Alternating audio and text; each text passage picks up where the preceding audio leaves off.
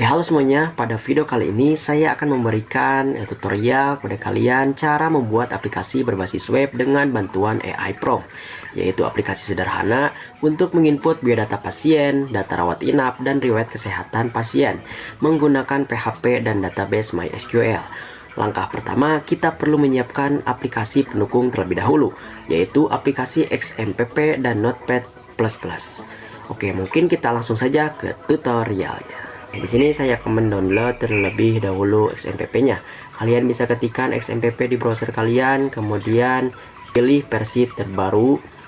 Setelah itu kalian klik here dan download.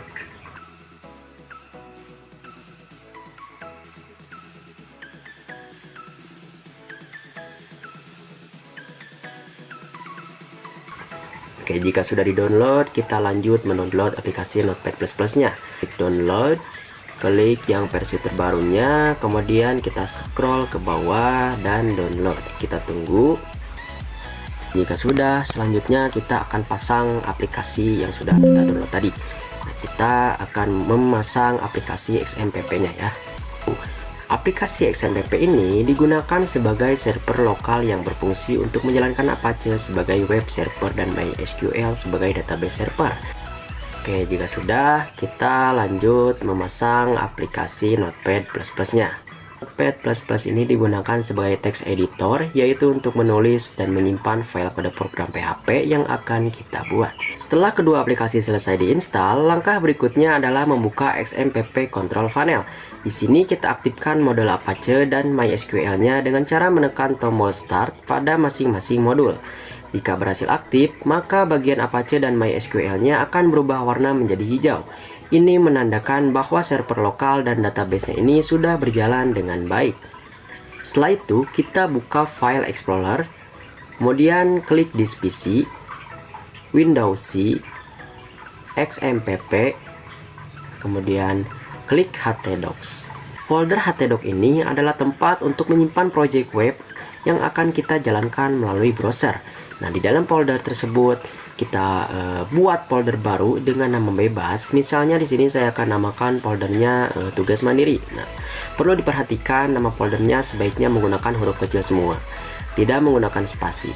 Dan jika ingin memisahkan kata, bisa menggunakan tanda underscore. Misalnya tugas underscore mandiri, seperti itu ya. Oke, setelah folder projectnya dibuat, langkah selanjutnya kita buka browser. Lalu kita ketikkan localhost php myadmin. Nah, halaman ini digunakan untuk mengelola database MySQL. Nah, di tahap ini kita akan membuat database untuk aplikasi kita. Namun sebelumnya kita buka ChatGPT terlebih dahulu untuk mendapatkan struktur database dan coding yang kita butuhkan. Ketik prompt yang sudah disiapkan. Di sini saya sudah menyiapkan promptnya. Kita akan salin, kemudian kita kembali lagi ke ChatGPT-nya, lalu tempel dan kirim. Oke, kemudian akan muncul nama database seperti ini. Kita salin nama database ini, lalu kita kembali lagi ke PHP myadmin, kemudian tempel database yang sudah kita salin tadi.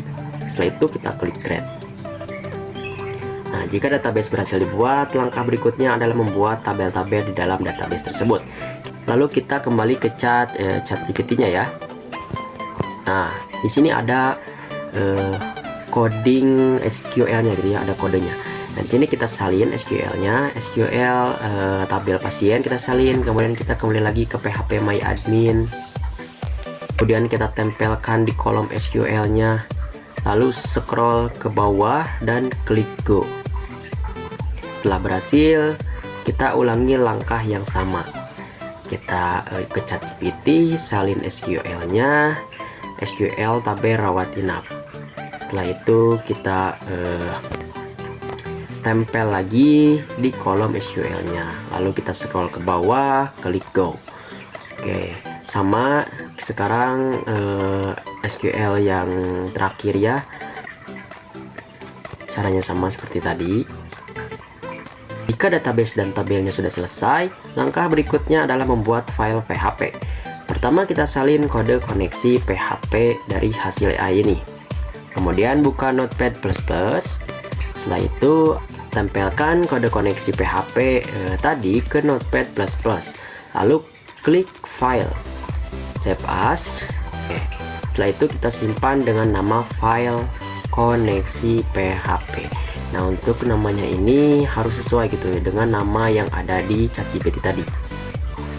Kemudian simpan file tersebut ke folder project yang sudah dibuat tadi. Kita klik Disk, Windows C, XMPP, htdocs, dan tugas mandiri. Oke, setelah itu kembali ke ChatGPT dan salin kode input pasien PHP. Di Notepad++, kita klik New, lalu tempelkan kodenya. Setelah itu, klik File, Save As, simpan di folder project yang sama, dan diberi nama file input_pasien.php. Langkah berikutnya sama, yaitu salin dan simpan file. Kita simpan _pasien.php. Oke, mungkin di sini kita akan percepat saja gitu ya, karena langkah-langkahnya sama seperti sebelumnya.